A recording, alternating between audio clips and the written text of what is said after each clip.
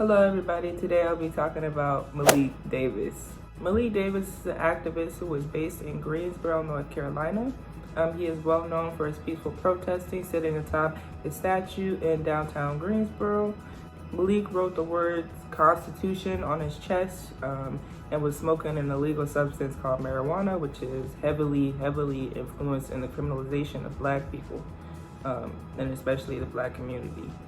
The word Constitution that was written on his chest meant a lot, and it was used to basically reference to his First Amendment right to peacefully protest.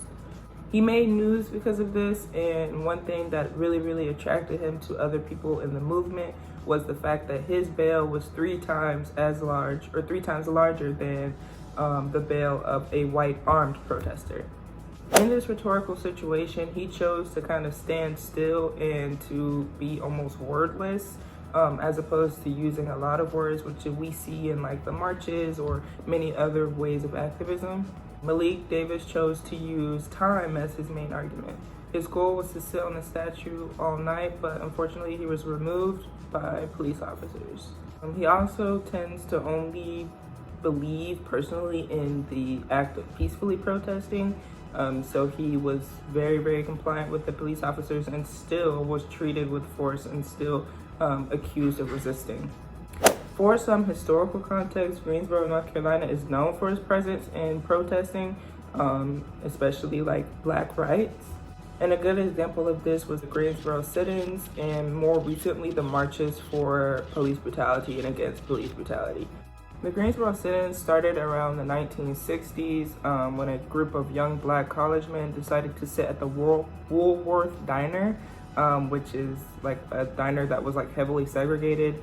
And even though they were refused service so many times, they still sat there and like sat it out, and that was their way of protesting like Black rights and the abolishment of segregation.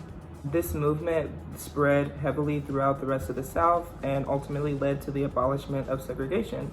In today's climate, a great example of Greensboro's impact on these movements would be the marches for police brutality that are present literally right now. If you go downtown in Greensboro, you can see all of the graffiti art, you can see like all of the remnants of basically all of these protests that have been occurring after really the death of George Floyd and Breonna Taylor.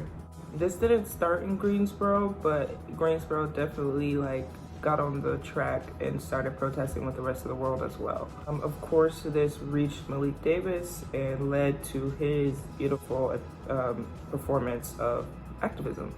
When spoken to in class, Malik Davis basically stated that he was protesting for his father, and his father was a huge influence on his reasoning for why he wanted to protest.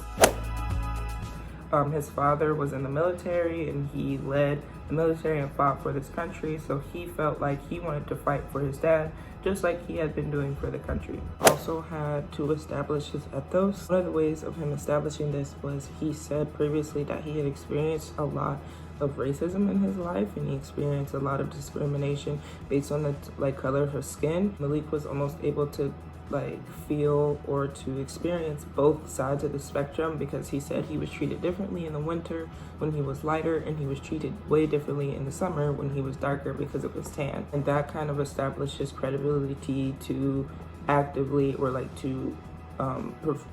successfully perform this act of activism.